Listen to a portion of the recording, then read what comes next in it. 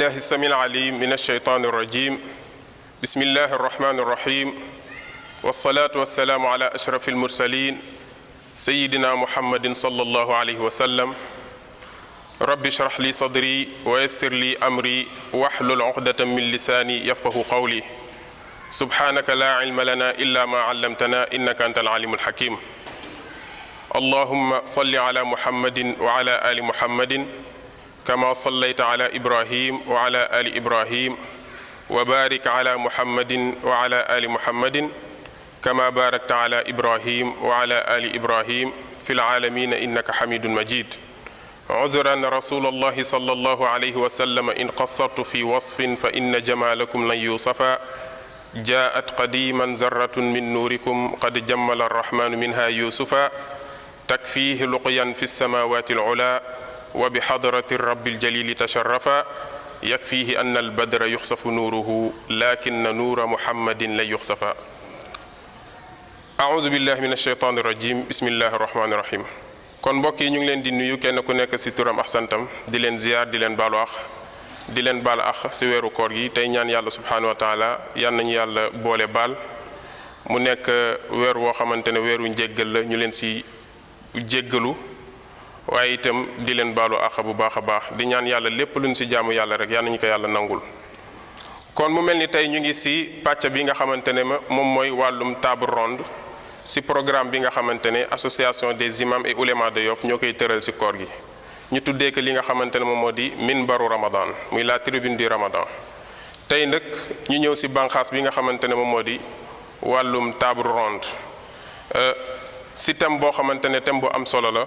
muy le rôle de la jeunesse dans la réforme communautaire muy rôle bi nga xamante ne moom la ndaw ñi war a jouer ci yéwénal li nga xamante ne moom moo di seeni gox ak seeni goxaan ñu ci àndaax ay frères ak ay sœurs yoo xamante ne seen xam-xam màcc na ci wàll wi kon balaa may dugg ci waxtaan wi rek dama leen di jox kenn ku nekk mu nuyoo kon ma commencé sama ndijoor soxna yaa Anta. maa ngi lay fay bu baax Mansour maa ngi nuyu waa Yoff ñi nga xam ne ñu ngi seetaan ak téléspectateurs yëpp di rafetlu émission bi ak débat bi. jërëjëf soxna yaa Anta kon ma jàll ci ki nga xamante ne moom moo si toppal imam Mortala ñu ngi lay ziar. ñu ngi delloo ziar suñu Mansour asalaamaaleykum wa rahmatulah barakaatu waa Yoff ñu ngi leen di nuyu di leen ziar di leen baalu ak di leen ko baal di ñaan yàlla subhaanahu wa taala mu nangul suñu jaamu yàlla jéggal ñu suñu bakkaar di nuyu ñi ma seqal jotaay bi yëpp di ñaan yàlla mu defal ñu tawféex ba li nga xamante ne nii moom lañ fa war a jàllale ko ci ni mu gën a rafete incha allah rabbi jërëjëf. jërëjëf imam Mortala ma ñëw ci sama càmmoñ ma tàmbale ci Alsaan ñu ngi lay nuyu bu baax di la ziar. waaleykum salaam wa rahmatullah yaa Mansour ñu ngi lay delloo ziar bu baax di nuyu waa Yoff gi yëpp di teg nuyoo bi ci loxo kilifa yi donc wax kilifa Yoff muy kilifa diine ak kilifa aada yi donc bu lee kilifa diine ñu teg ko ci loxo xalif général des Layènes Baye Abdoulaye Thiaw Laye yàlla na fi yàgg te wér donc mu joxal ñu ko imam Mouhamed Ndoye di imam ratib bu Yoff donc mu tasaal ñu ko ci dëkk bi yëpp donc ñu ngi baalu ñëpp ak di baal ñëpp ak ci weeru koor bi di ñaan yàlla rek li ñu fi nga xamante ne moom lañu ci bëgg a waxtaanee mu yàlla may ñu tawfiix ba ñu wax fi nga xamante ne lu fi dafay jëriñ incha allah rabbi ngeen dégg. jërëjëf Alsaan ñu ngi lay gërëm ci kàddu yoo solo yi Amar ñu ngi lay nuyu bu baax a baax di la ziar. maaleykum salaam wa rahmatullah imam Zoura ñu ngi lay delloo nuyoo donc ñu ngi nuyu aussi ñi nga xamante ne ñoom leen bokkal plateau bi di nuyu téléspectateurs yi nga xamante ne ñoo ñuy suivre donc si nuyoo boobu ñu tàmbale ko wax ki nga xamante ne mooy suñu kilifa ñun ñëpp si Yoff muy Baye Abdoulaye Thiaw Laye muy xalif général des Layènes ñu jël nuyoo bi teg ko si loxoom ngir mu jaalale ko bépp kilifa diine bu nga xamante ne mu ngi si réew mi di toftal si nuyoo bi ñi nga xamante ne ñooy suñuy kilifa si wàllu coutume bi muy jaraaf n'est-ce pas ñu jël nuyoo bi teg sa loxoom muy saltige muy ndey ji réew muy ñi nga xamante ne aussi ñoom ñoo yor institution dëkk bi moo xam jàmbur la muy magi Yoff wala frère Yoff di ñaan borom bi subhanahu wa taala lépp lu ñu fi waxtaane aussi mu doon njariñ ngir askan bi doon njariñ ngir Yoff allez.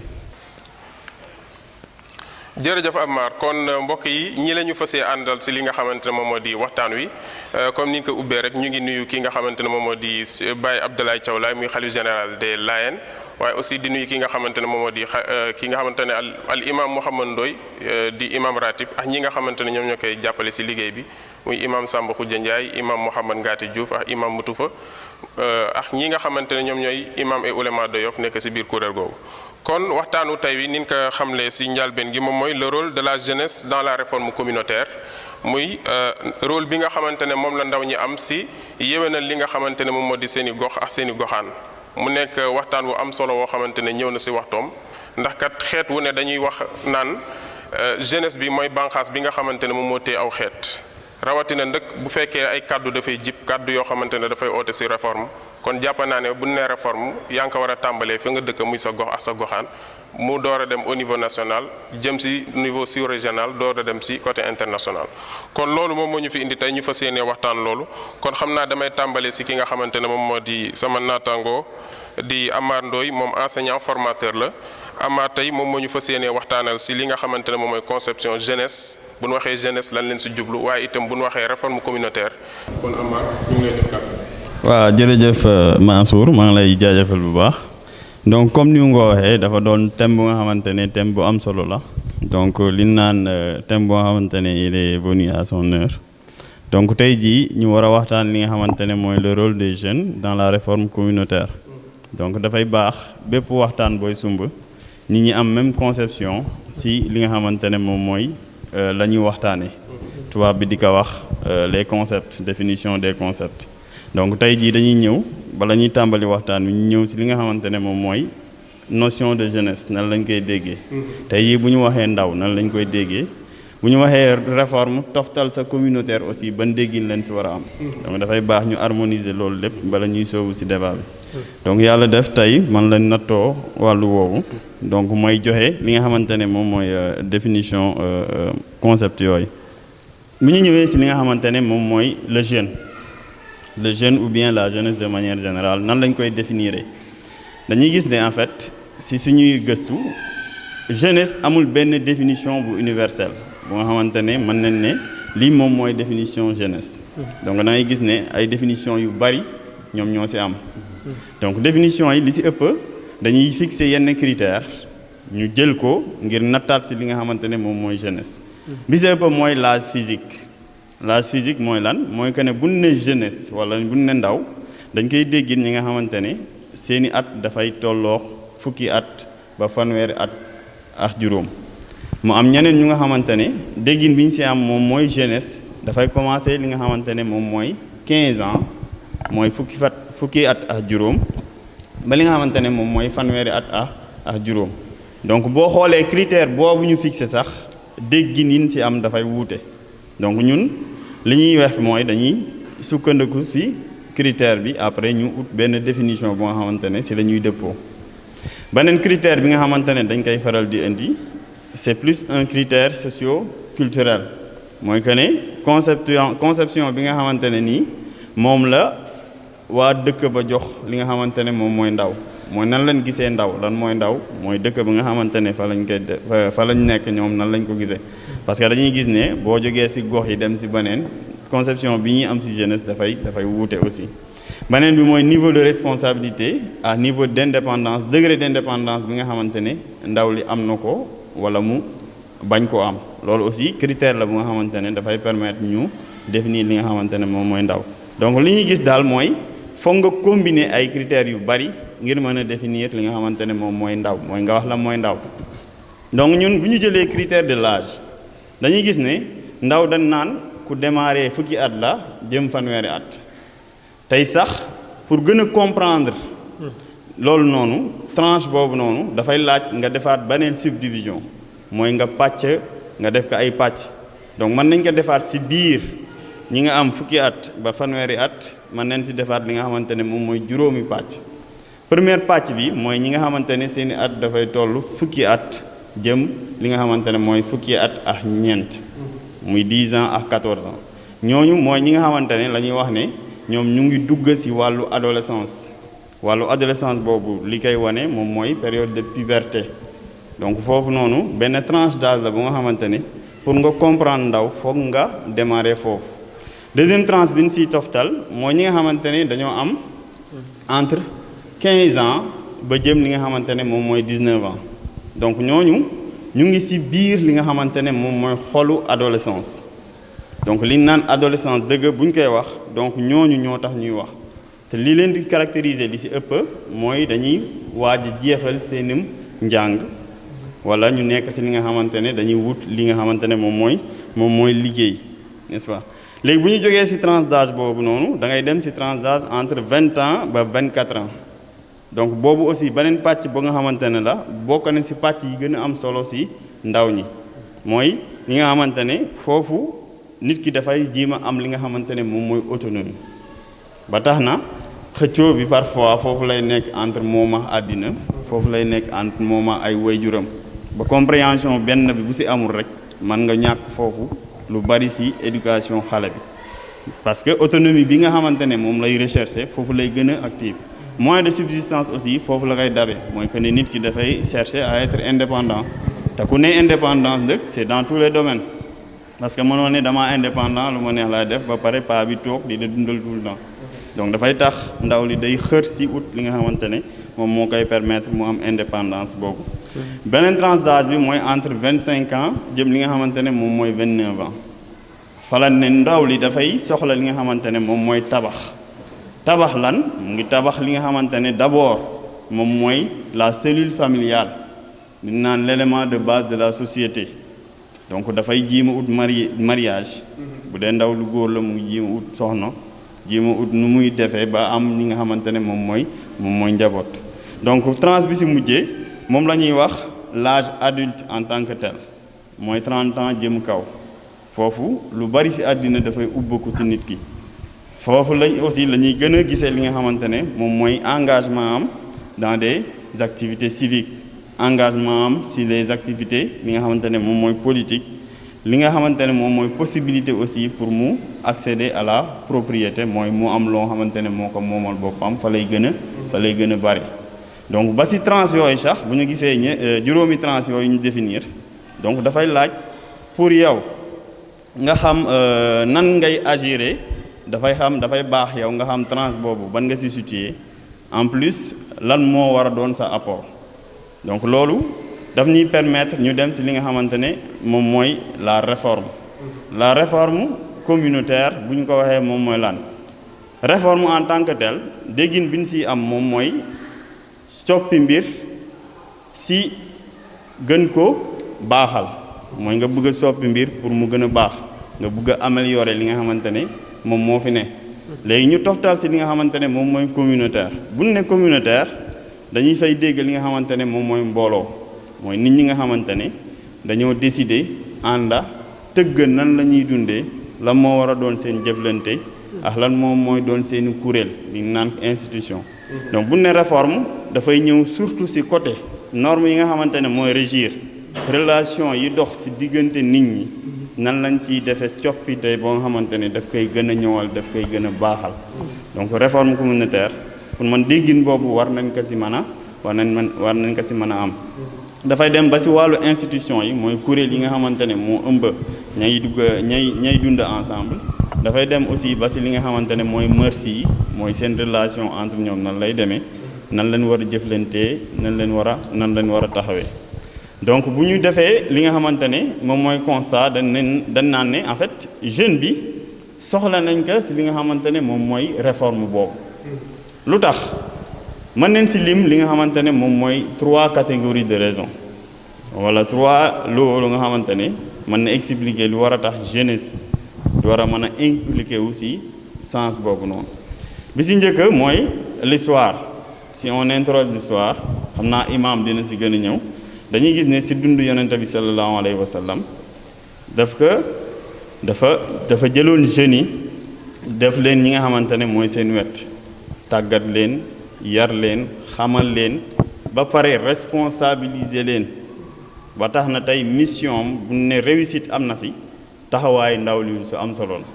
donc loolu benn raison historique la bu war a mën a tax ndaw li war a mën a taxaw ci li nga xamante ne moom mooy coppite communautaire beneen bi c'est une raison ba nga xamante ne c'est une raison d'ordre li nga xamante ne moom mooy normative mooy si wàllu droit mooy ci ndaw ki dafa bokk ci société bi te ku bokk ci société bi xaar nañ ci yow ñu déglu sa xalaat mais aussi yow nga am benn influence bi ci wàllu développement bi ñuy xaar sa gox donc loolu c'est juste du côté du droit beneen bi c'est un aspect plus pratique mooy que ne dañoo gis te àddina bi actuellement que ne ndaw ñi ñoo fa ëpp donc frange d'âge bi gën a xamante ne moo gën a ëpp ci àddina bi actuellement mooy jeunes yi mooy ndaw yi donc loolu bu ñuy joxe exemple jarul ñuy sori nañu xool suñu dëkk bi rek Sénégal dañ na naan plus de 65% de la population est constituée de jeunes donc loolu rek firnde la te du tendance bu nga xamante ne dafa yem Sénégal rek ci àddina bi yëpp la donc ñooñu bu ñu leen laisser de côté impliqué wu ñu leen ci changement majeur yi war a am ci société bi je ne pense pas que réussite bi ñu ci xaar mën na ci am donc loolu aussi raison la bu tax ñu war a indi jeunes yi nu mu tudd responsabiliser leen ba ñu mën a participer ci élan boobu nga xamante ne moom mooy defaraat société bi. beneen bi moom mooy sur le plan de l'agilité dañuy gis ne en fait ndaw dafay ànd ak énergie te ñaar moo am gis nga énergie boobu noonu soit da nga koy utiliser positivement wala nga utiliser que négativement dans tous les cas du loo xamante ne day mënul nelaw donc tey jii nii nan la ñuy def ba utiliser de manière positive l'énergie bi nga xamante ne moom la ndaw ñi am donc loolu dafay baax ñu tàggat leen éduquer leen mais aussi responsabiliser leen parce que barrage bi ñuy gis au niveau de beaucoup de sociétés comme suñu gox yi mel ni Yoff mooy que ne dafay am ay barrages socio-culturels yoo xamante ne dafay freiner ndaw ñi ba tey ni ñu tëggee li nga xamante ne mooy suñu coutume man je dis toujours que Yoff gagnerait à ce que ñu am beneen kuréel buy dooleel kuréel yi fi ne parce que tey boo ne Fray Yoff nga ne magi Yoff ne Njàmbur man pour man war nañ ci toftal li nga xamante ne moom mooy ndawi Yoff parce que ndaw ñi déjà ñoo ëpp ci société bi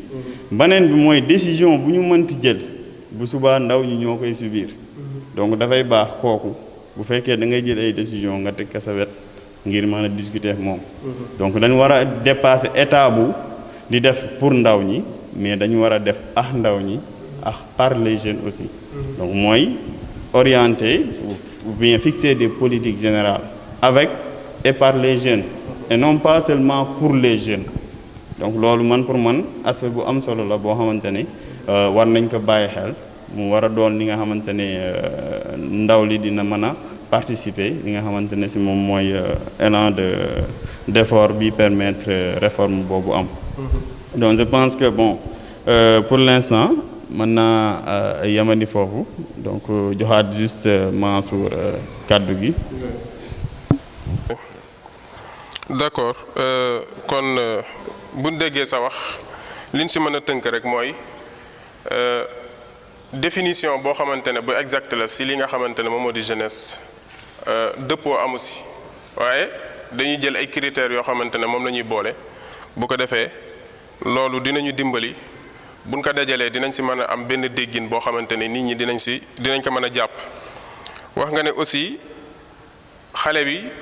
wala fi mu doonee ndaw ba fi muy jëmee mag dafa am benn tranche d'âge boo xamante ne dafay jaar lu mel ni adolescence boo xamante ne mu ngi tàmbalee ci 10 ans jëm 14 ans waaye am na tamit foo xamante ne fa lay nekkee ci digg adolescence am muy 15 ans jàpp 19 ans waaye itam am na âge boo xamante ne bu fa nekkee dafay xëccoo àdduna waaye di xëccoo li nga xamante ne aussi moom moo ko wër muy environnement bi moo xam famille la moo xam société bi nga xamante ne moom lay dund waaye dina toll foo xamante ne moom. yëg ne moom am na ku ko war a mën a wéttali ci dundam âge boobu moom mooy 25 ans ba 29 ans waaye itam 30 ans jëm kaw nga xamante ne ci lay gëstu lépp loo xamante ne moom luy yaxanal àddunaam la. kon it ñëw nga ci li nga xamante ne moom mooy définition réforme communautaire nga indi ci lu am solo wax nga ne bu nee réforme mooy jiima yaxanal wala jiima yéwénal loo xamante ne nekkoon na nga xamante ne dañ ciy apporter amélioration yoo xamante ne day gën a baaxal. facteur la boo xamante ne buñ ci mënee dugal suñu loxo loolu dina gën a baax nga indi ci aussi ay leeral yu gën a am solo kon xam naa foofu lay jaare rek ma jox ki nga xamante ne moom moo di suñu mbokk Alassane incha allah moom dinañu waxal tuuti si li nga xamante ne moom moo di jeunesse ak institution parce que itam dañuy faral di seetlu ne en général jeunesse ak fugg bi ñuy àndal enthousiasme bi ñuy àndal toujours daanaka xëy na dangaat ji la ñu gën a jiital si lu bari ba parfois dañuy xaw a am jafe-jafe ak ñi nga xamante ne ñoom ñoo yore institution wala sax dañuy am ak jafe-jafe ak institution yi nga xamante ne moom mooy saytu réew mi ak lépp lu jëm si wàllum développement kon Alassane kon foofu laa lay joxe kàddu rek nga ñëwal ñu si loolu may fàttali ne Alassane moom juriste la aussi bindkat la kuy ittewoo wàllum ndaw ñi la di si xalaat di si bind lu bari kon Alassane ñu ngi lay jox kàddu gi. rabbi shrah li sadri wa yassir li amri wahlul uqdatan min lisani yafqahu qawli subhanaka la ilma lana illa ma 'allamtana innaka antal alimul hakim. donc Mansour ñu ngi lay nuyu di la ziyaara bu baax. donc di rafetlu intervention bu suñu frère Amar par rapport ak définition yi mu joxe si li nga xamante ne mooy concept yi. donc résumé na sax quelque part man fi ma bëggoon tàmbale. xam naa man sama intervention dama koy axé peut-être sur 3 à 4 points. première bi mooy définition yi nga xamante ne Amar joxe na ko te dinaa si am leneen lu ma ci yokk am leneen lu ma ci leeral. deuxième bi mooy def la typologie ci institution yi nga xamante ne mën nañ ko wax ne moo am ci dëkk bi dina ci baax. troisième point bi mooy les relations qui existent entre jeunes yi ak institution yi mën a am. peut-être quatrième point mooy peut-être recommandation wala benn xalaat bu may joxe par rapport ak li may traité. donc premier point bi muy par rapport aux définitions donc damay dëggal en marche par rapport ak yi mu joxe effectivement naa foofu dama fi yàgg trop si par rapport ak définition yi mu joxe ci jeunesse le fait que amul benn définition boo xamante ne dafa unanime donc il y a des définitions disparates en fonction des pays et même dans les pays en fonction des localités même dans un pays donc def faale aussi tamit beneen taxaw seetlu aussi muy en tout cas en ce qui nous concerne juristes yi dañuy def définition entre jeunesse ak enfance donc am na différence entre jeunesse ak enfance loolu je pense que aussi donc te bu ñuy wax enfance aussi donc te ku si nekk da nga am ay catégories juridiques yi nga xam te ne moo lay régir donc enfance bon bu ñu koy wax entre si droit aussi donc comme ni mu amulee benn définition bu unanime si jeunesse noonu la amulee aussi par rapport ak si enfance donc am na ñu jàpp ne peut-être 0 ba 15 ans ñu 0 ba 18 ans en fonction des kii mais ku si nekk rek dafa am des catégories donc loolu dafay baax ñu leeral ko donc enfant yi li si gën a siiw aussi muy au niveau international mu am une convention internationale des droits de l'enfant boo xamante ne dañ ko adopté en 89 donc mu am aussi au niveau régional africain des conventions yoo xamante ne moo régir yooyu noonu donc yooyu yëpp Sénégal daf si bokk donc mais dañuy dem si vif du sujet muy par rapport à la jeunesse donc dama bëggoon def différence bi rek entre jeunesse ak enfance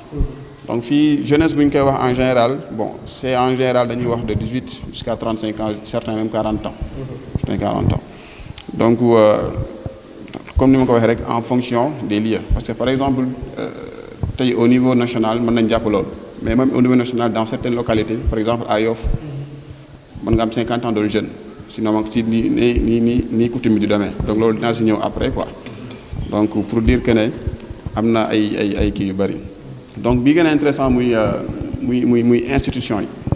donc institution ni ñu koy définir bon c'est un terme boo xamante ne dafa si grec yi la jógee latin yi muy instituere yi mooy quelque chose ba nga xamante ne dafay demeurer luy dox luy yàgg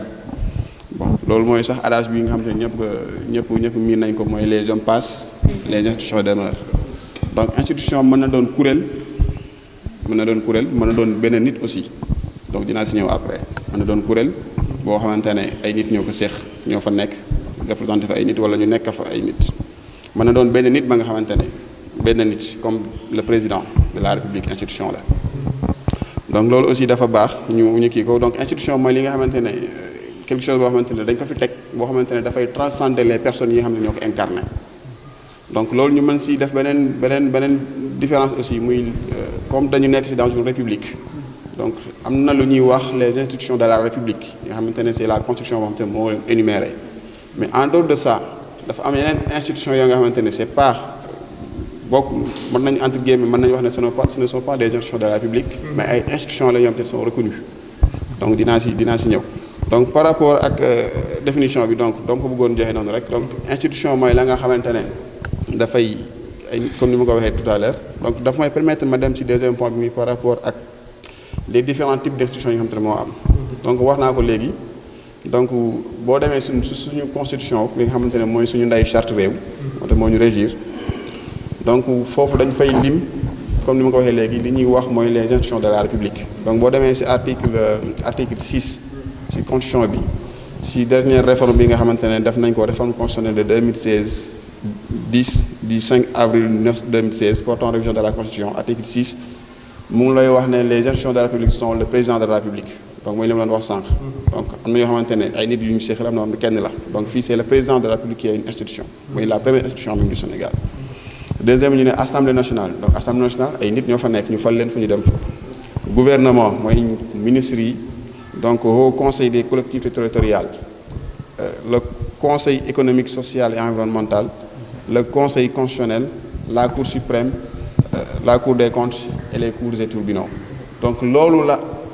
constitution wax que ne mooy les institutions de la République donc mu am yeneen institutions yoo xamante ne bokkul fii mais c'est des institutions yoo xamante ne am na fi par exemple tey suñu maire yi c'est une institution la police c'est une institution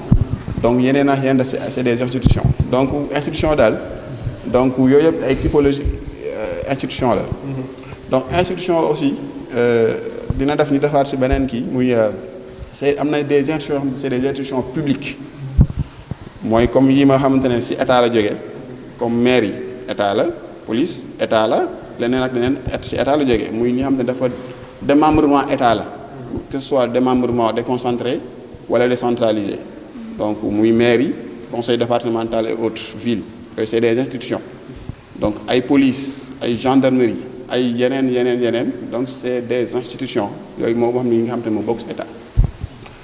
donc mu amaat yeneen institutions yoo xamante ne peut-être c'est des institutions mais c'est des institutions privées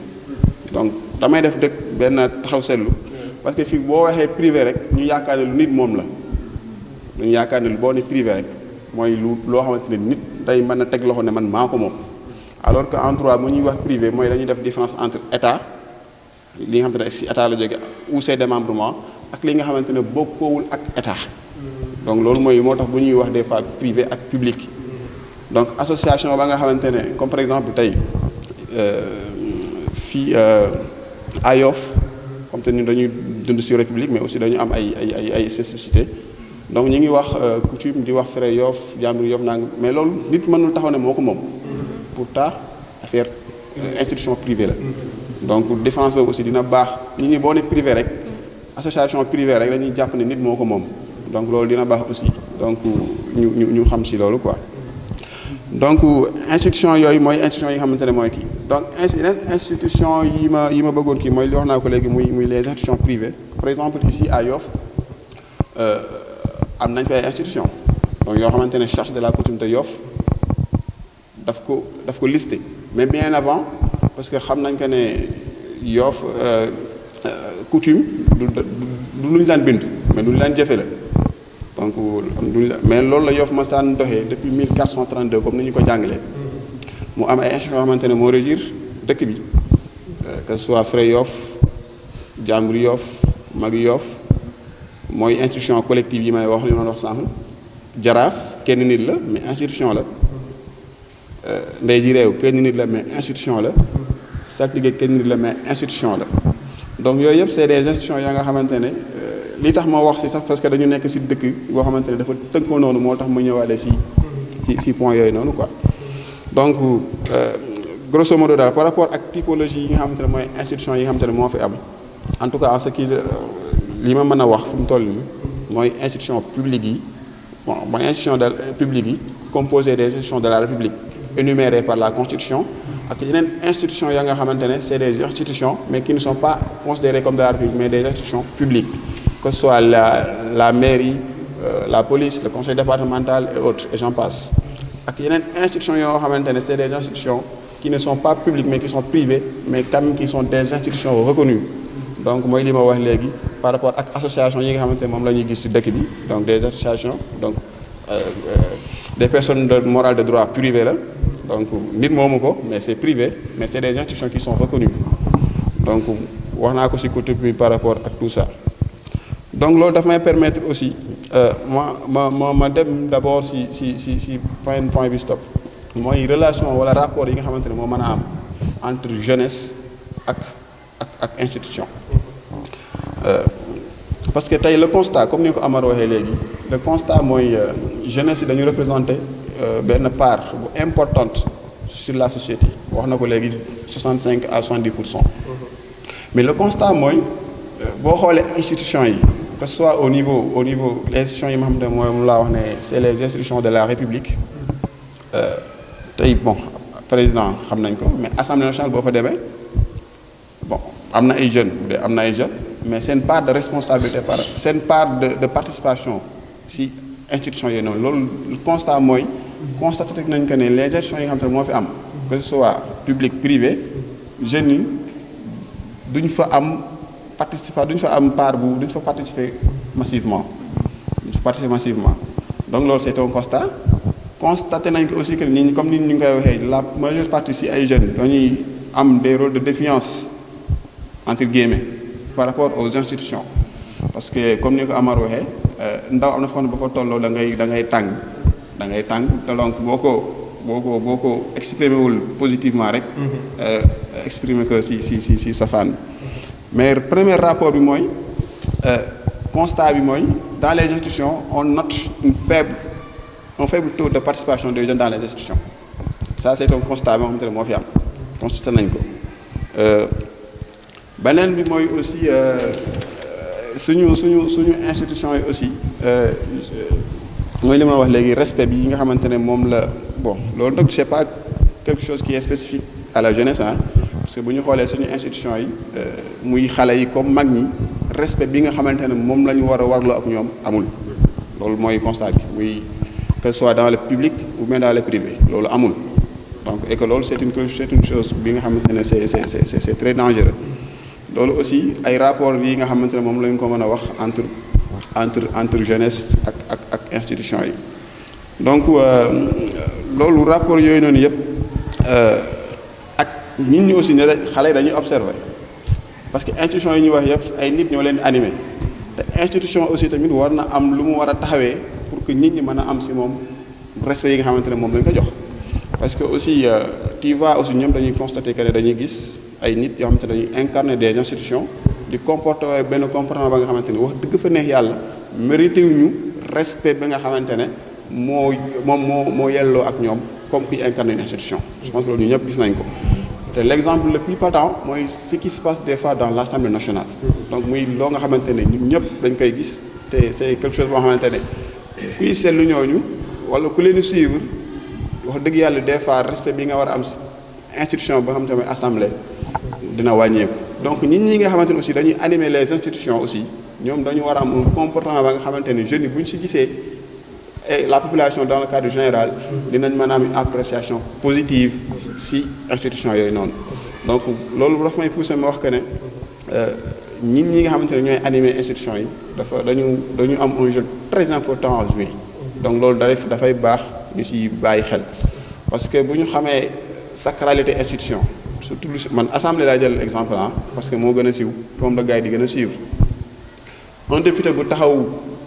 wax yenn wax yi kooku dans un normalement kooku bon il ne doit pas continuer à être député dans si kii parce que kooku lu ñu wax institution boobu noonu moom tax na ñu wax loolu noonu waaw parce que encore une fois du ñoom mais ay institution la ñuy représenter donc loolu dafay tax ñi nga xamante ñoo incarné institution yi aussi ñu am benn taxawaay ba nga xamante war nañ ko am pour que jeunes yi mën a am benn jeunes yi bon damay wax jeunes yi mais dans la population dans le cadre général mën a am benn respect bi si ñoom loolu dafay dem si yeneen institutions yi parce que tey les institutions sont protégées loolu mooy tax tey par exemple un député mu am yenn privilège ak yenn immunité yi c'est pas sa personne qui importe mais institution bi muy représenté donc kooku bon dinañ ne dama singali député yi mais c'est pas parce que dama xam seen rôle ma xam seen taxawaay bu ñu war a mën a am aussi dans la société bon que ce soit le président de la République aussi que ce soit le président de la République tey le problème qui se pose mooy tey bon il y a des assises yu fi amoon wax ne président de la République warul doon président ak chef de parti parce que ñii dañuy def la confusion entre le président de la République ak monsieur X chef de parti donc voici mooy le fameux article 80 bi gars yi di wax offense au chef de l'État donc yooyu aussi parce que aussi président de la République bu nekkee président de la République la en même temps chef de parti donc xam nga bon dafa c'est très complexe hein c'est très complexe donc mënoo def la distinction autant tey que le président ngay waxal wala chef de parti ngay waxal ba day tax aussi moom tamit yenn attaques yi daf koy subir donc loolu aussi dafa jar taxaw seetlu quoi parce que malgré c'est le président de tous les Sénégalais mais aussi chef de parti là donc des fois dafay compliqué quoi je pense que comprendre nañ fi ma bëgg a waxee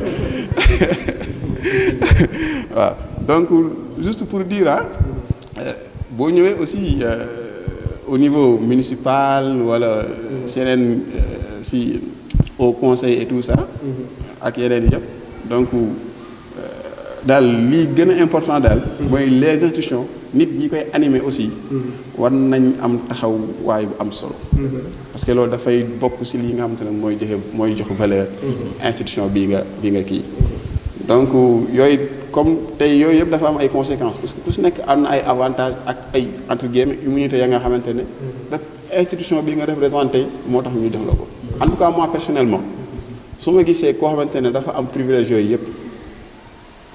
malgré que tey ñun ñëpp xam nañ suñu mode d'élection comme par exemple assemblée ni ñuy voté député et tout ça mais une fois là-bas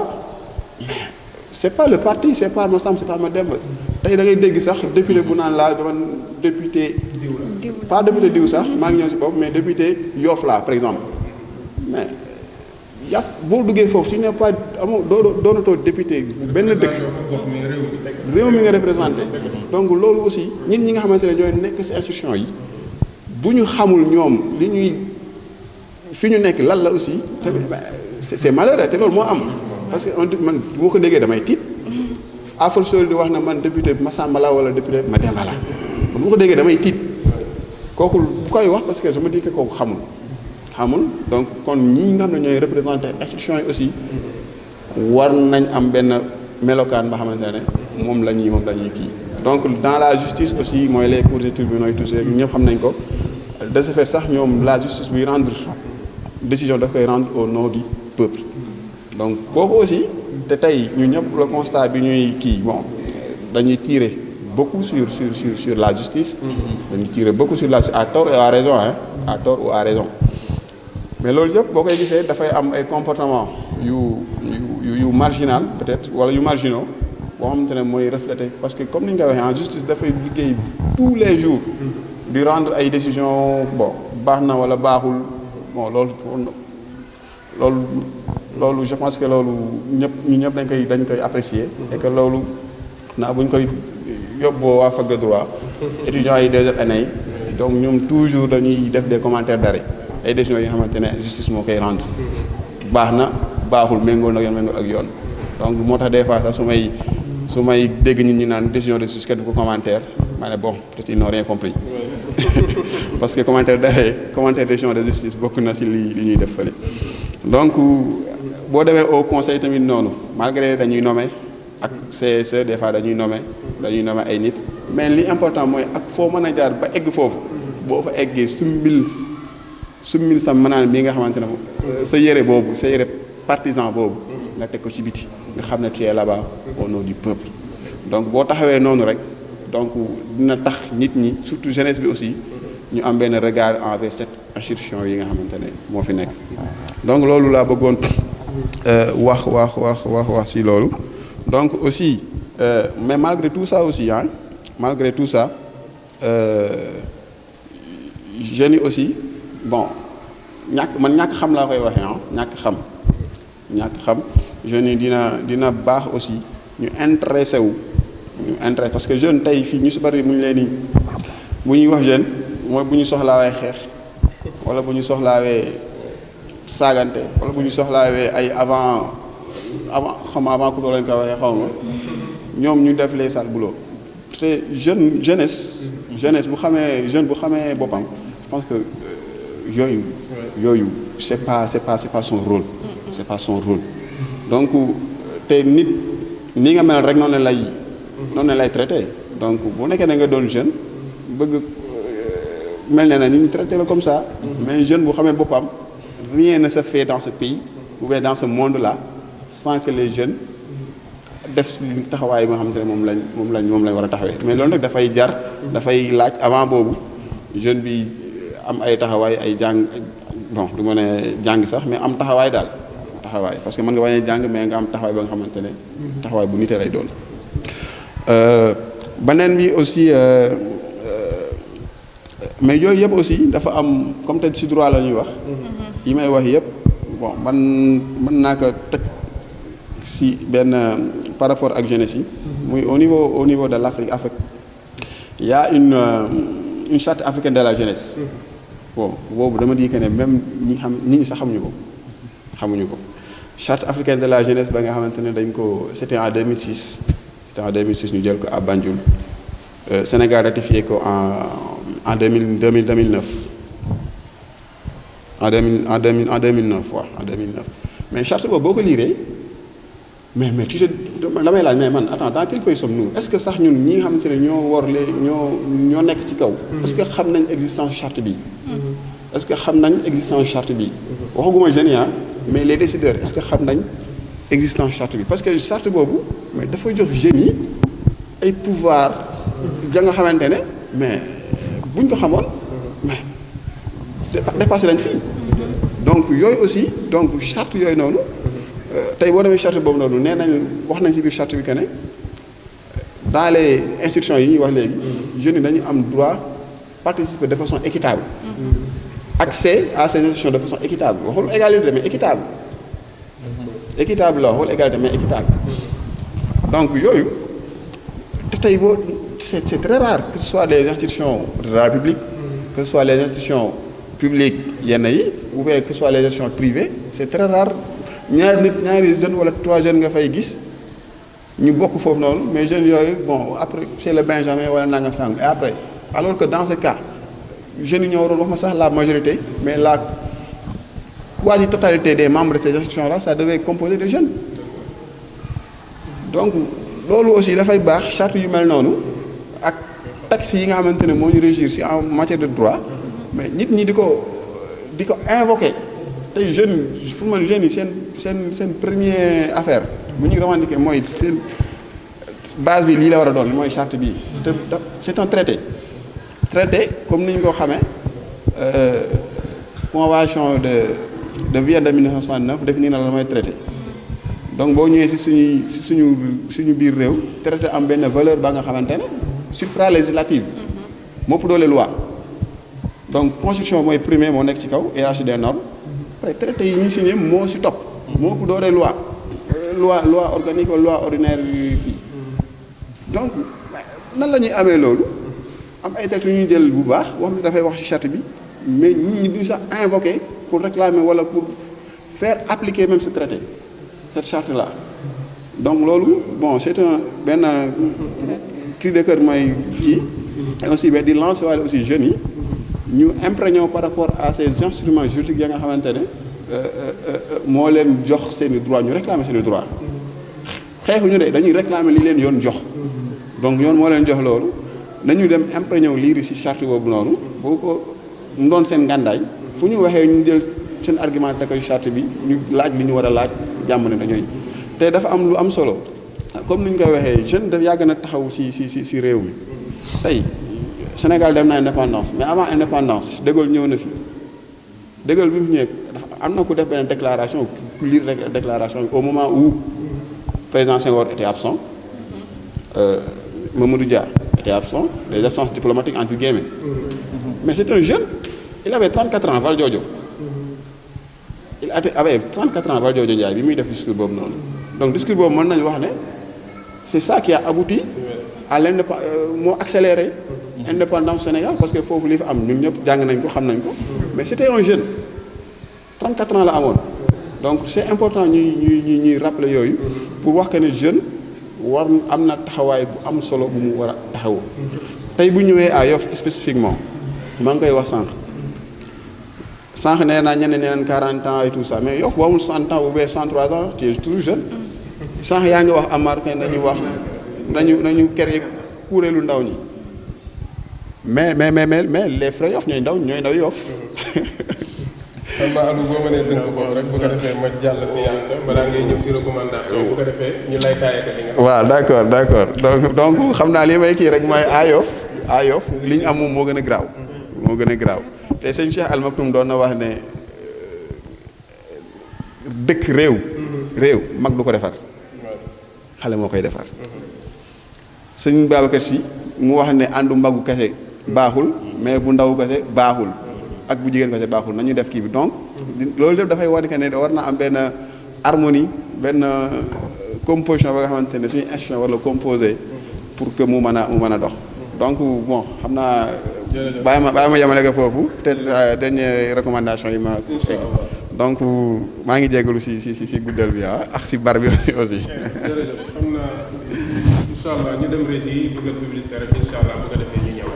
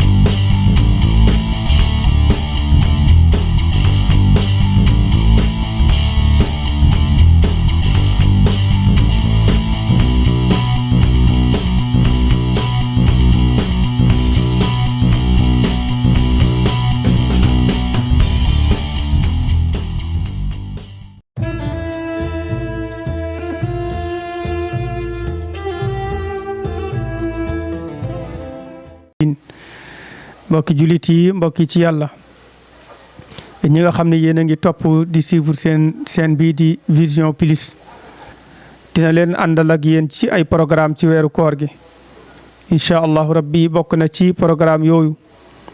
émission bu ñu tuddee al fatwa mooy lépp loo xam ni dafa yitteel jullit bi ci wàllu diineem ba ci wàllu dundam bu fekkente ni jokkoona ak fi mu war a jaar ba question boobu egsi ci ñun incha allahu rabbi dinañ ci tontu suñ kemtalaayal kattan luñ ci xam rek ñu wax ko suñu amee luñ ci réeree ñu ànd dem gëstu ji ko su ko defee loolu tamit bu émission bi jàllee di ngeen koy gis maanaam tamit dina leen koy tegalaat ngir ñi nga xam ne da leen a rëccoon ñu mën koo dabuwaat incha allah xam naa dinañ joxe numéro bi képp koo xam ni am nga laaj booy laaj boo jokkoo ci numéro boobu moo xam da nga jël whatsapp bi wala da nga oote directement incha allahu rabbi dinañ jël sa question boobu noté ko bu ñu ñëwee ci émission bi ñu tontu ko. kon daal incha allahu rabbi loolu lañ fas yéenee ànd ak yéen ci biir weeru koor wi bu koor gi jeexee tamit jaamu yàlla ak njàng moom yemul ci koor incha allahu rabbi nañ fas yéenee continuer di ànd ak yéen ci kattanu borom bi subhanahu wa taala lii daal la ñu bëggoon a leeral rek ci émission bi nga xam ne moom la ñu doore ak yéen di tudd fatwa ñu koy ànd ak yéen ci weeru koor gi ak bu koor gi jeexee bu soob yàlla subhanahu wa taala kon nag mbokk yi kaddu gaa ngi noonu lépp loo xam ni bëggoon nañ mu leer rek yàlla na yàlla def mu leer lépp loo xam ni njuumte lañ yàlla ci yàlla jéggal wasalaamaaleykum wa rahmatullah.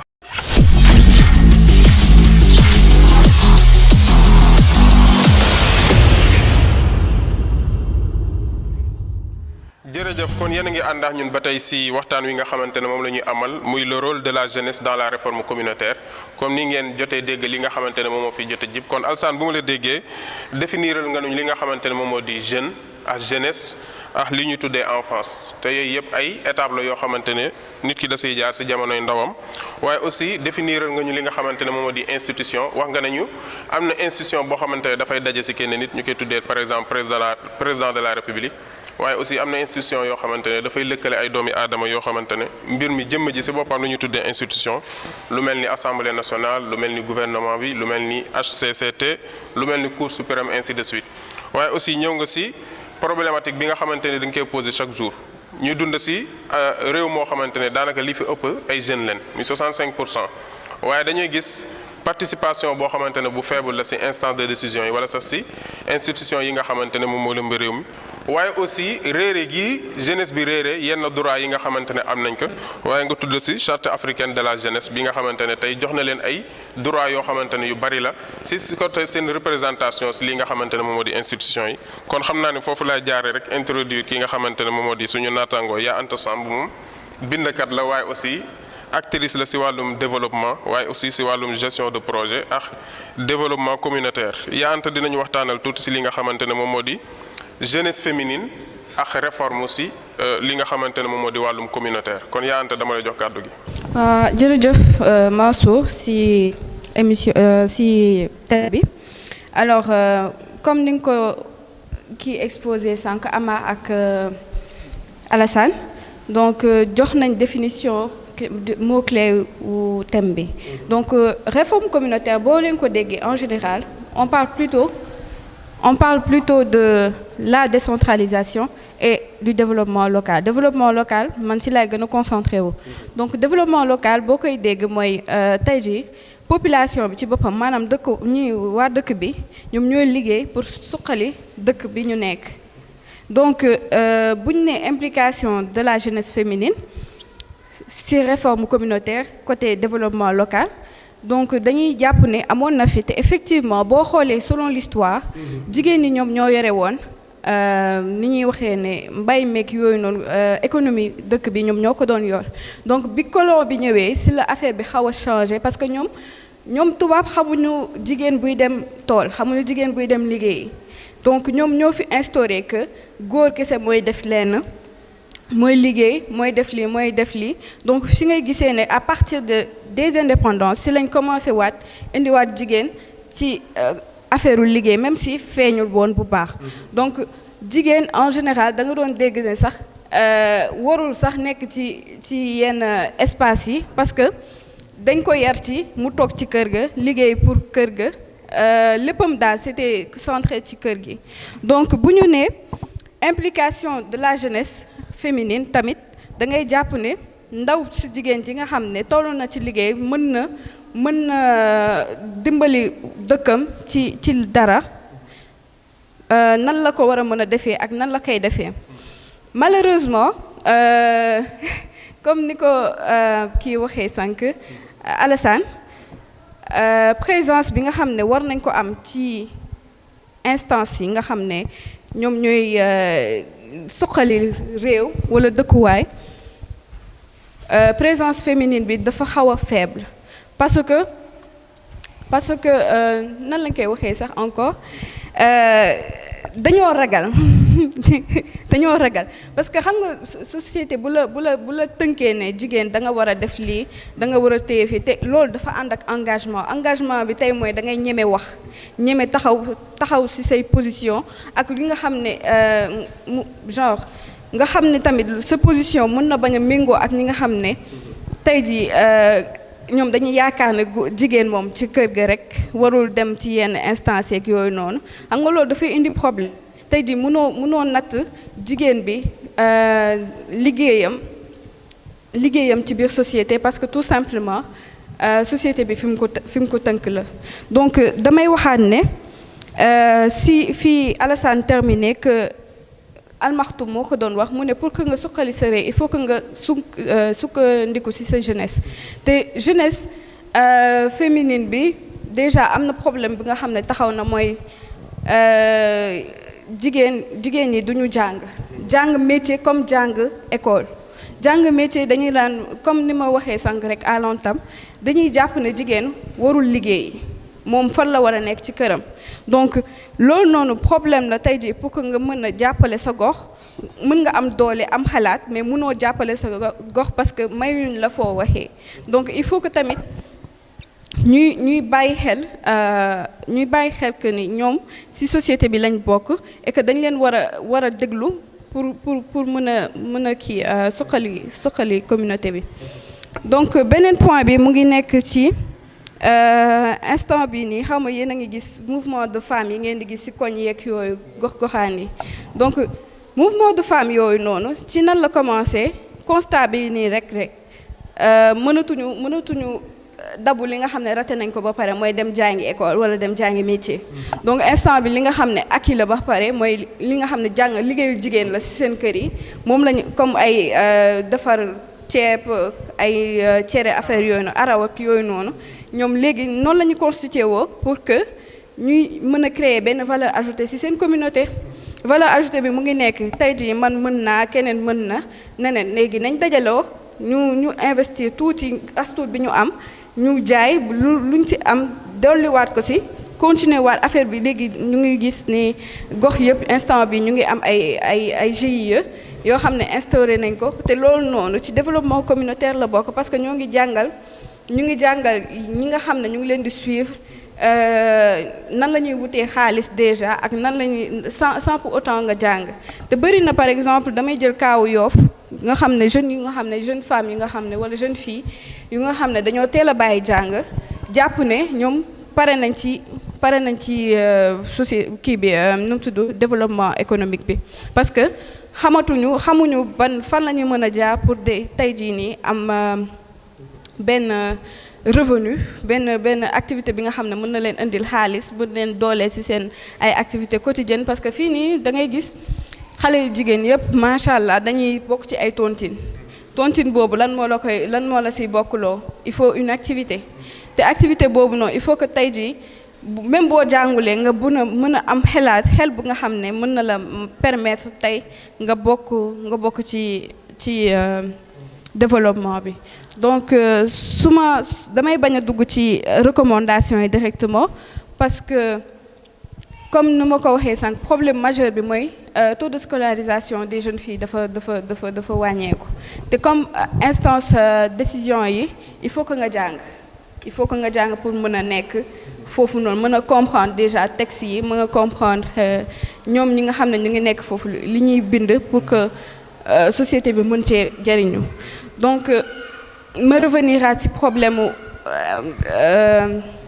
participation faible bi nga xam ne jigéen ñi jeunes femmes yi am nañ ko ci jeunesse féminine bi am na ko ci instance de décision yooyu comme ni ma ko waxee à l'entame rek xam nga boo ragalee jël position wala nga jël position am sa ay mbokk derrière yi nga xam ne ñu ngi naan ni nga waxee waroo ko woon waxee wala ni nga doxalee waroo ko woon doxalee loolu mooy tax jigéen yu bari man sama genre gi dañuy ragal taxaw ci plateau ne ban parti bi laa bokk wala def naa lii kii mooy sama leader politique parce que tout simplement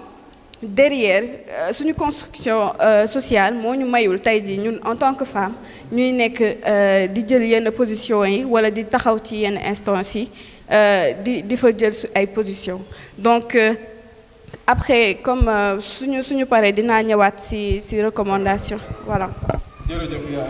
ginnaaw bu ñu déggee sa kàddu wax nga ci li nga xamante ne moom mooy delloo ginnaaw bi société bi delloo ginnaawal li nga xamante ne moom mooy jigéen ba nga xamante ne daanaka ay rôle yu bari daanaka mën a taxawee waaye du ko taxawee ndax liñ ko delloo ginnaaw jàpp ne góor daal moo war a mën a féete fépp loolu tax na seen participation ci wàllum développement communautaire xaw a néew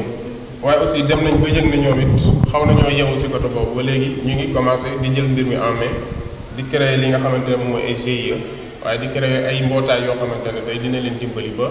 loolu dinañ ci mën a am ay activité économique yoo xamante ne tey dina am benn revenu boo xamante ne moom lay delloo ci loolu aussi lu am solo la kon damay jaare foofu rek ma jox kàddu gi ki nga xamante ne moom mooy imam Mor Talla Ndiaye moom jàngalekat islamologue la aussi moom dinañ ñëwal ci côté diine ji rawatina nag wàllum jeunesse ci wàllum développement communautaire wala sax réforme communautaire surtout nag ci côté diine ji bu ko defee balaa ñuy war a pour jox amaat mu daaneel ak recommandation yi nga xamante ne moom moo ko bëggee. أعوذ بالله من الشيطان الرجيم بسم الله الرحمن الرحيم والصلاة والسلام على المبعوث رحمة للعالمين سيد الأولين والآخرين محمد بن عبد الله صلوات الله وسلامه عليه ثم أما بعد السلام عليكم ورحمة الله وبركاته ginnaaw bi sant yàlla julli ci Yonent bi sallallahu alayhi wa sallam dañuy delluwaat di santaat yàlla ci xéewal goo xamante ni defal na ko nit yaakaar naa ne yàgg nañ jàng ci alxuraan wala qad karamnaa bani aadama yàlla dafa teral doomu aadama waaye dañuy wax ni bokk na ci teral gi mu teral doomu aadama mu def ko mu nekk ndaw waaw toll ci benn étape boo xamante ne nii mooy yi ngeen wax yëpp mu ci war cee jaar moo xam mu am 10 ans ba 14 ans wala 14 ans ba 19 ans wala 19 ba 30 wala 30 ba 35 comme ni nga xamante ne Ammar jot na ci jaar ak lu mënti am benn bu ci nekk xéewal la ci nit ki waaye xéewal la ci nit ki bu fekkee xam na ni instant bi fii laa toll am naa lu ma war a dunde am naa nu ñu war a dunde ak man ba benn duma ci rëcc ndaw li jamono ji nga xamante ne nii toll na ci benn âge bi nga xamante ni dafa war a utiliser exemple dooleem te ubbi luñ ko buntu yu mu utiliser dooleem bu boobaa xéewal googee ma waxoon ne yàlla daf ko koo xéewale day yàqu waaw moo léegi nag ci état bi yëpp nag ba ci sax sa doom instant bi nga xamante ne dafay dëgër bopp nga xamante ne nii doo ko wax dara mu def ko nga xamante ne moom mooy sinnul murahaqa instant boobu noonu sax yow waajuram am na taxaw boo war a taxaw ak moom exemple laa ci joxe par exemple xale day toll fenn foofu te day mën a laaj waaw day ñëw di laaj yaayam da koy dàq gis nga boo ko dàqee bu génnee da dem laaju ko feneen moo tax waajur yi dinaa ci ñëw léegi ñoom am nañ benn par responsabilité boo xamante ne ñoom ñoo ko war a taxaw muy côté famille bi benn ñaareel bi liñ naan lépp dëgg la bi may gëstu ci thème bi ma delloo ci téere yi dëppoo ñu ci benn taarif bi maanaam définition daal ni lii mooy ndaw da ngay gis kii wax lii kii wax lii kii wax lii liir naa ci yu bari mais bi nga xamante ne nii moom rek moom laa ci jël pour indi ko moom mooy li ñu wax ni alshabab hiya marxalatu alxuruj min al ictimadiyati ala al usra ila al ictimadi ala zat neen daal bu ñu waxee jeunesse mooy fi nga xamante ne nii ndaw li toll na fa léegi yëg ni léegi moom moo war a jox boppam ndékki moo war a jox boppam añ au contraire moo war a indi dépense ci kër gi yaa ngi dégg dafa war a jàppale paa bi dafa war a jàppale mère bi dafa war a samp kër nga gis ni kon définition bii nii dafa yaatu ci naka ëmb na lu bari loo xamante ne nii moom la ndaw di jaar ndax su ma nee dafa war a dimbali kon war naa liggéey war na utiliser dooleem dafa war a samp kër sànq définition bi nga xamante ne diggante 20 ans 19 ans 20 ans ba 25 ans war a samp kër gis nga diggante boobu tamit duggaat na ci biir yaa ngi gis kon définition boobu daal gis naa ni mooy ndaw mooy fi nga xamante ne daal toll na fa war a jugee ci benn étape dugg ci beneen étape foofu nag day metti boo xoolee dundu doomu aadama yëpp noonu la mel saa yu jóge ci étape dem ci beneen étape day metti looloo waral même liir sax buy juddu nga gis ko muy jooy parce que dafa jóge fenn dem ci beneen monde looloo koy waral ndaw li tamit kazalika fi muy toll war a changer dundin su gisul ni bunt yu ubbeeku na ci kanamam rek dafay jaaxle loolu tamit lu jar a bàyyi xel la léegi ndaw loolu dafa am ñett yoo xamante ne nii man damaa jàpp ni ñoom ñoo koy jàppale bi ci njëkk moom mooy famille al usra famille bi tey jii nee naa la ndaw li bu demee ba toll ci benn âge bi dafa war a commencer liggéey teggi baayam dépense dimbali yaayam yóbbu ko màkka ñun surtout ñun fii société bi loolu lañ gëm loolu la ñuy dunde ba ndaw li bu deful loolu sax dañuy jàpp ni yaayam liggéeyul ca kër ga waaye damay delluwaat ginnaaw tuuti xamal ni la xale boobu nga xamante ne nii ëllëg moom mooy màgg yor kër gi loolu dañ koy def ci moom bi mu nekkee ndaw kon du ñu xëy rek tey jii exemple tey jii état xëy damay wutal ndaw ñi liggéey gis nga en général su ko defee ay weer ñaari fan ñetti fan ñeenti fan nga gis ñu daal di tegaat ndaw ñi it kazalika liggéey bu ñu dugg tey bu xëyee ñu génnaat ci dañuy cuuc cappe yaa ngi gis bu ñu commencé lii tey suba ñu duggaat ci lële parce que lan moo tax yar bi ñu leen waroon a defar ci famille bi defalul leen ko te loolu mu ngi commencé ci papa waaye tamit mu ngi commencé ci yaay ñu am waajur yoo xamante ne nii dañu engagé wu pour defaral seen doom si avenir bu baax loolu benn la ci ñaareel ba école bokk na ci li defar ndaw dina tax ndaw nekk ko xamante ne nii kuy jëriñ ab dëkkam la waaye tamit kazalika dana tax mu xam lan moo ko war ci biir réew mi mu daal di ciy taxaw waaye li ëpp solo ci école ak kër mooy dafay def ndaw mu am yar ay dégg tey ji ñi jàng jaar école ñooñu ñooy gën a neex a waxal ñooy gën a neex a yar boo xoolee pareen saa yi bu njëkkoon nag nit daana bañ a jàng mu am yar bu nekk ci moom d'accord waaye école dafa nekk loo xamante ne nii luy def ay jeexantal ci nit ki la ba bu demee ba egg ci âge bi nga xamante ne nii ci la war a liggéeyal am réewam utiliser doole ji ko yàlla jox war a am lu mu am instant boobu noonu bu fekkee jàngoon na loolu daf koy gën a jàppale mu xam naka la defee parce que boo jàngulee rek ci ngay dugg ci lu nekk mais bu fekkee jàng nga jaar nga école dafay tax yow lépp looy dugg lépp looy engagé wu da nga xam ne lii nii laa ciy duggee lii nii laa ciy duggee. bi nga xamante ne nii moom moo ci mujj moom mooy état moom nag sànq boo xoolee maanaam bi ngay wax ci wàllu li nga xamante ne moom moo di institution privée yi mais da nga ciy njëkk a dugal tamit mais même bu dul privé dugal nga ci état waaye ala rawati nag suñu njiitu réew loolu force la. am na benn livre bu tudd al islam wal awda al iqtisadiya bi maanaam islam naka la gisee lu jëm ci wàllu économique um réew. état force dafa war a wutal ndaw liggéey loolu force la ci moom daf leen a war a wutal liggéey parce que amul dëkk booy gis lu dul ni yàlla am na lu mu fa dëxëñ loo xamante ne nii war nañoo mën a ubbil ndaw ñi ay bunt yu ñu liggéeyee. léegi lan mooy problème bi nag est-ce que ndaw loolu liggéey bi ñu koy wutal moom dina ko fajal ay soxlaam loolu tamit beneen problème la waat da nga gis ndaw loo xamante ne nii mu ngi ñaq di liggéey mais day bay di dund état wutal ko liggéey boo xamante ne nii mën naa am lañ ko fay fay daanaka jëriñu ko dara su ko defee état bi la ma ko wutal da ko fay bàyyi daal dem seeti ji leneen kon loolu tamit lu jara bàyyi xel la. daanaka boo xoolee loolu rek mooy lu ma préparé woon ci benn côté mais il faut ma am yu ma dolli tuuti rek ci lu gaaw ci gaa yi li ñu wax boo xoolee bu njëkk bi lu jëm ci wàllu Amar bi mu doon wax ci wàllu définition ndaw daanaka jot naa ci jaar waaye li nga xamante ne moom moo ci ëpp solo mooy yonent bi saa salaam ay ndaw ñoo ko dimbali. bu duloon ak ay ndaw tey ji islam du egsi fii même bi mu génnee àdduna ay ndaw ñoo continuer tasaare li nga xamante ne ni moom moo di l'islam. bu dee Maasaan dama am lu ma fàttaliku sànq bi mu wax ci wàllu li nga xamante ne moom moo di institution privée yi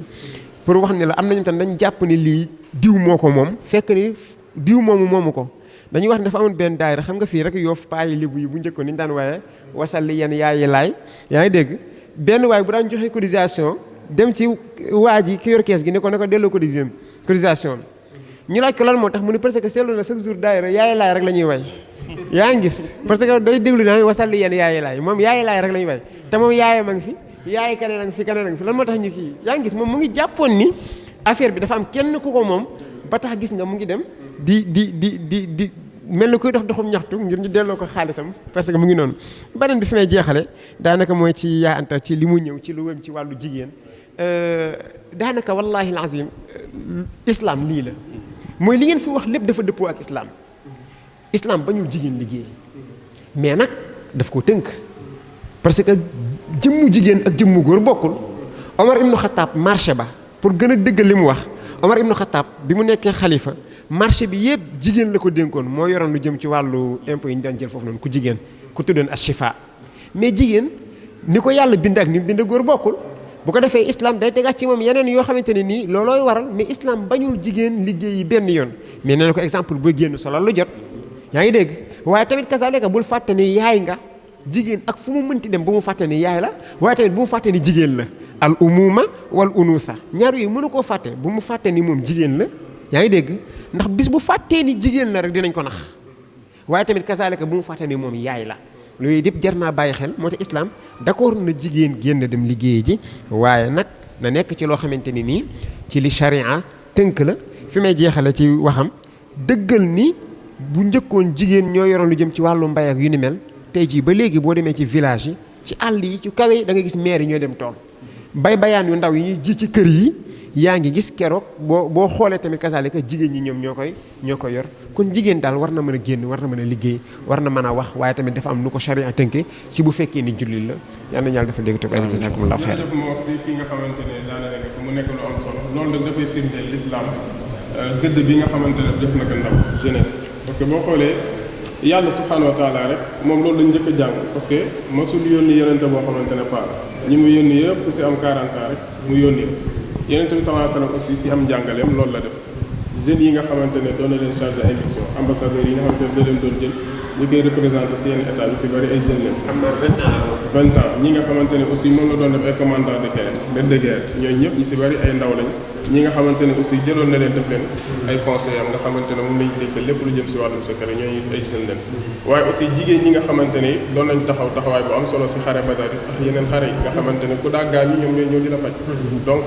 ay yaay Aïcha aussi ni mu nekkoon ndaw ba pare doon ñëw di jàngal saxaaba yi loolu aussi muy wane affaire mooy côté scolarité bi yaa ante wax na lu mel noonu taux de scolarité bu jigéen ñi dafa xaw a dellu ginnaaw mais boo xoolee l'islam jàngat boobu maanaam del nañu si yee parce que boo xoolee yonent bi sallallahu alayhi wasallam nee woon na xuzu nisfa diinikum min haazihil humayra jële leen seen wàllu seen xaaju diine si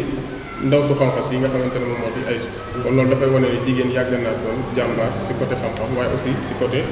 wàllum développement si li nga xamante ne moom moo di l'islam kon damay ñëwaat rek si Amar bàyyi ko mu daaneel si voilà bi nga xamante ne foofu la nekkoon bu ko defee ñu ñëwaat si Alsaan ak yaante si recommandation yi nga xamante ne nañ ko alhamdulilah wasalaatu wasalaam ala rasulillah donc maa ngi jaajëfal bu baax Mansour Zoura donc di rafetlu aussi intervention yi nga xamante ne nii ñoo fi jogo jot muy bu Alsaan bu yaa Anta ak Imam Mor donc wax dëgg yàlla jàng nañ si lu bari n'est-ce pas donc ñun fi ñuy daanelee rek bon je pense que dañ koy def en 2 points benn point bi njëkk bi mooy que ne nit ki boo nga koy fajal soxlaam foog nga xam d'abord la mooy soxlaam donc nañu jaxasoo ndaw ñi nañ leen xam nañ leen may cadre bu ñu mën a exprimer wu nañ leen may cadre bu nga xamante ne dinañ fa mën a participer donc man damay faral di wax ni en fait ni nga xamante ne moom la dëkk bi structuré woo population bi ni mu structuré woo bu ñu bëggee résultat si yi nga xamante ne moom la ñuy sumb fokk ña nga xamante ne ñooy gàddu liggéey boobu représentativité boobu nekk fa mooy on est 65% de jeunes donc il faut que lii doxal réew mi 65% de jeunes war see nekk ngir mën a apporter comme il faut donc léegi malheureusement ni ñuy gisee ndaw mooy fauteur de trouble oisiveté ainsi de suite alors que cadre bi ñu war a exprimer woo jox ñu leen ko donc nañu ubbil ndaw ñi ngir may leen fi nga xamante ne fa lañ mën a exprimer woo fa lañ mën a participer beneen bi c'est au niveau local dama koy wax du ne dañoo xeeb liggéeyu Fray Yoff wala dañoo xeeb liggéeyu Magi Yoff wala njàmbur yi dañoo gis ne rek coutume bi war nañ ko mën a enrichir dooleel kaax beneen institution bu nga xamante ne ay ndaw ñoo fay toog ndaw yi ñooy toog de la conception jusqu'à l'exécution lépp lu ñuy doxal ci réew mi ñu associer leen ci ngir ñu dox ci seen xalaat ñu jox ci aussi seen doole parce que bu ñu ko deful ndaw moom soit day doon parmi les opportunités wala une partie intégrante du problème mooy énergie bi nekk ci moom foog mu exprimer wu foog mu génne soit da nga koy boole ci li nga xamante ne moom mooy faj problème yi wala nga def ko moom en tant que problème rek yow bu su boobaa yow yaa ci sonnaat parce que yow yaay taxaw pour defaraat loolu donc pour bañ a guddal xam naa damay yamale foofu rek. Imam Mansour jërëjëf Amar ñu jox Alsaan moom. mu ñëw ci li nga xamante ne moom di recommandation yi donte ne tudd na sax lu yéeme maanaam dem ba am 60 ans après nekk jeune moom seen société moom doy na waar ko. waaw Mansour xam naa man sama papa yi ak sama maam yi xam naa dinañ xëcc suñu nopp yi quoi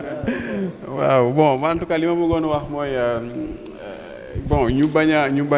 que ce soit les jeunes ou bien les personnes âgées ñu yaakaar ne c'est une opposition c'est pas une opposition donc li ñuy wax ñëpp yàlla xam na ko bëgg lu baax la bëgg lu te gëm ne loolu mooy tax mu baax moo tax ñu wax loolu mais y a pas une opposition on voue tout le respect bi nga xamante ne moom lañu am wallaay respect bu ñu am rek jox na leen bu ko raw donc pour kii loolu par rapport ak li ma doon wax mooy tey en tout cas li ma yaakaar mooy dina jaadu na parce que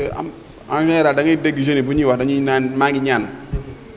man terme boobu des fois du ma neex parce que li ngay ñaan mooy li nga amul. waaw Mansour jërëjëf ñu ngi rafetlu l'intervention yi fi amaat intervention yi nga xam ne moom la sama co-débatteur yi def donc di wax rek ne tey par rapport ak li nga xamante ne moo am yëpp ñu constaté ko ñu décrier ko donc jeunes yi dañu war a am beneen taxawaay mooy li nga xamante ne moom la leen yoon may ñu xool naka lañ koy laajee donc moo tax man dama gëmoon ne tey bu ñu vulgariser instrument juridique yi nga xamante ne moo leen jox li ñu yelloo bu ñu ko vulgariser ñëpp xam ko je pense que ne dina tax seen ak seen yelleef bi ñu am si réew mi ak si dëkk bi ñu am ko moo tax dama doon di daal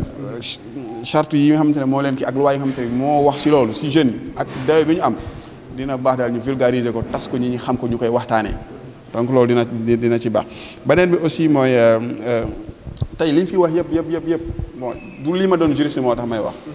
mais institution yi ñuy wax ak lépp lu ñuy wax yëpp c'est des règles juridiques yoo xamante ne moo leen institué fonctionnement intérieur ak tout ça ay règles juridiques te tey ma gëm ne jeunes yi même au-delà des jeunes parce que tey ñun lii weesu na pour man bu ñuy wax dañuy wax li nga xamante ne mooy ñëwaat après waxoon naka lañ koy dabaatale moo tax man dama gëm ne dans nos collèges ak dans nos lycées dañ ko war a introduire l'enseignement du droit introduction de l'enseignement du droit bu ko defee boo xamee lan la affaire bi nu mu demee di nga am comportement ya nga xamante ne ak taxawaay ba nga xamante ne di nga ko am envers les institutions waaw man loolu gëm naa loolu aussi beneen bi aussi mooy yar bi aussi dafa am solo yar bi nga xam ne dañ ak yaru que soit yaru diine surtout que soit muy musulman wala chrétien parce que am na loo xamante ne boo ko amee ci base boo ko amee ci base ci éducation dina am comportement ya nga xamante ne di nga ko am doo ko def envers suñu institution yi te di nga am taxawaay envers la société pour yow ban apport nga ci am pour participer donc grosso modo daal loolu laa bëggoon kii et que jeunes aussi et que tout le monde foo nekk nga xam ne nekkuloo fa ma Samba nekkuloo fa ma Demba tu es là pour une institution tu représentes une institution donc yow da nga war a def li nga xamante ne moom la institution bi laaj mais pas li nga xamante ne moom la sa dëkk laaj wala sa parti wala sa leneen laaj loolu daal yaakaar naa ne bu ñu ko defee peut-être d'ici quelque temps dina am changement par rapport ak li nga xamante ne moo fi am donc di jégalu si rëq-rëq yi certainement am nay rëq-rëq di ko jégalu bu baax a baax. jërëjëf Alassane loolu am na solo vraiment nii nga duggee si recommandation yi am na solo mu nekk loo xamante ne ndaw ñi war nañ ci gën a bàyyi xel waaye aussi jël ko mu nekk ay règles yoo xamante ne dañ koy dundee seen àdduna te bu boobaa dina doon yokkute si ñoom kon damay jox yaatu moom aussi mu ñëw si li nga xamante ne mooy recommandation yi ñu war a def. d'accord merci beaucoup monsieur encore une fois di rafetlu tamit intervention yi nga xam ne am na ci yëpp donc man damay ñëw ci point bi nga xam ne Amar soulevé na ko sànq mooy le fait que qu'il y ait une distance entre ñun ak autorité coutumière yi parce que il faut qu'on prépare la relève il faut qu'il y ait une politique inclusive ñun ñëpp ñu nekk instance jeune fille comme jeune garçon ak mag yi ñu toog di waxtaan di sottante xalaat parce que bu fekkee ne ñun ñëpp développement communautaire kese moo ñu soxal si daje boobu noonu idée yu bëri dina fa jógee nga xam ne dina mën a avancer loolu suñu communauté avancer loolu économiquement surtout donc beneen point bi mooy fii Alassane daanaka mooy côté éducation introduction au droit sànq dama ko fàtte mooy Sénégal moo nekk pays bi nga xam ne ratification ils sont les premiers ñun mën nañu am protocole yooyu noonu mën nañu am charte yeeg yooyu yëpp mais da ngay comprendre benn affaire mooy nga ratifié te amul benn suivi doo sa jeunesse du si mën a profité ñi nga xam ne ñu ci war a profité du ci profité donc bu éducation boobu di am il faut que déjà qu'il y ait un engagement de l'État pour que déjà ñu mën a am suivi boobu beneen affaire bi mooy participation des femmes dans les sphères décisionnelles parce que jigéen comme je dis rek encore une fois instant bi ñu ngi wax ci féminité ak parité affaire yooyu noonu mais ce n'est même pas la parité qu'on doit mettre en avant li ñu war a mettre en avant mooy que matière grise moo ngi fi muy góor comme jigéen ñëpp ko yor donc ki nga xalaat ne yow yore na capacité bul xool juste que jigéen la wala góor la que moom moo war a taxaw foofu xoolal ne kii mat na def liggéey bi wala pour ngir sotti xalaat ci ñi nga xam ne ñoo nekk foofu noonu nga jël ko nga teg ko sori donc loolu laa amoon di wax di jéggalu ci kàddu yu kii. macha allah am na solo soxna Yante vraiment li nga indi am na solo trop mu nekk loo xamante ne buñ ko bàyyee xel xëy na dina gën a yaxanal wala dina gën a bokk si li nga xamante ne dina yéwénal li ñuy wax développement communautaire wala réforme communautaire kon xam naa damay jox moo taala moom aussi mu daaneel rek bu ko defee ñu tëj incha allah. waaw Seydi Mansour macha allah wax fa dëgg yàlla daanaka du ñu guddal sax ndaxte gars yi li ñu fi joxe rek am na solo lépp rafet na yàlla na yàlla barkeel di rafetlu rek wax fa dëgg yàlla ni jotaay bi demee parce que toujours damay lancer benn message bu ñuy fàtte islam lu ñu mënta waxtaane ñun ay jullit. imam am na ci lu mu war a mën a wax parce que alxuraan ji yàlla li mu ci wax dafa leer dama leen koo jox ba yowmal qiyaam kon toujours war nañu mën a lu ñuy waxtaane ñu xool lan la ci islam wax lan la ko jàngate yaa ngi dégg parce que am na ñoom te ne nii ñëw nañ jàpp ni bon exemple dama koy gën a jël ci jigéen ndaxte foofu lañ gën a utiliser yaa ngi dégg muy daal jigéen dafa warta génn kër gi masalan te moo ne ci alquran yàlla ni muy waxee bi wax yéen jigéen ñi bu ngeen di génn dani bu ngeen di génnati bu leen génn di barax-baraxi ci mbedd yi comme ni ko jamono ceddo daan defee kon nga gis ni saxal na ni na génn mais nee na ko boo génnee na nga doxee nii ak nii mais bul dox comme ni jigéenu ceddo doon doxe kon ci aaya boobu rek wane na ni jigéen mën na génn mën na liggéey waaye tamit ndawit buñ ko fàtte parce que ndaw moo yor am réew wax nga ko bind naa ko dama ko tëb sànq mais yeneen yàlla musul yónni ab yonent boo xamante ne nii ab paala déedéet ndaw rek lay yónni yonent bi saa salaam ay ndaw kese ñoo ko liggéeyal Omar ibnu Xattaab mi ngeen dégg bi mu dugg ci islam amul 30 ans yaa ngi gis xale bu ndaw la woon ki njëkk a doon premier ambassadeur islam nga xamante ne moom moo di déedéet du Jaafar mais kii la Ammar ibnu Yaasir Ammar am na Ammar ibnu Yaasir xaw ma maa ngi ñëw Ammar moom la yonent bi sa sala waxoon ahlan ala Yaasir fay na ma ko doon jënd aywa mu ngi noonu mais ala kulli xaal ki ma bëgg a wax rek tur bi laa teelootul mais Madinatul Munawwara bi mu fay dem boobu 20 ans la am yaa ngi gis mu ngi noonu 20 ans la am nga xam te ne nii ay ñoom Usaama ñoom ñooñu ñëpp yonent bi saa salaam bi mu leen di tàggat boobu ay ndaw lañ xale yi ndaw tey ñoom ñoo tasaare li nga xamante ne moom moo di l'islam yaa ngi dégg kon loolu mu ngi noonu lu jar a jàngal la daal mu ngi noonu ñu ngi jégalu bu baax a baax bu fekkee dëng-dëng am na fi ñu ngi koy jégalu yàlla nañu yàlla defal dëgg topp wasalaamaaleykum wa rahmatulah barakaatu. kon ñu ngi gërëm ñi nga xamante ne ñoom leen àndaloon si jotaay bi sama ndijoor Samb nekk fi ak imam Talla Ndiaye waaye aussi ak suñu grand Awane Ndoye ak suñu juriste Alassane di gërëm association des imams et oulémas de Yoff si li nga xamante ne moom la ñu permettre muy débat bi nga xamante ne vraiment débat bu am solo la si doon waxtaane li nga xamante ne mooy rôle bi ndaw ñi war a jouer si réforme communautaire dans le cadre des programmes yi nga xamante ne association bi dafay amal si weeru koor gi pour dégg termine du Ramadan donc ñu ngi leen di gërëm di leen sant bu baax te di leen jox dig daje ba beneen incha allah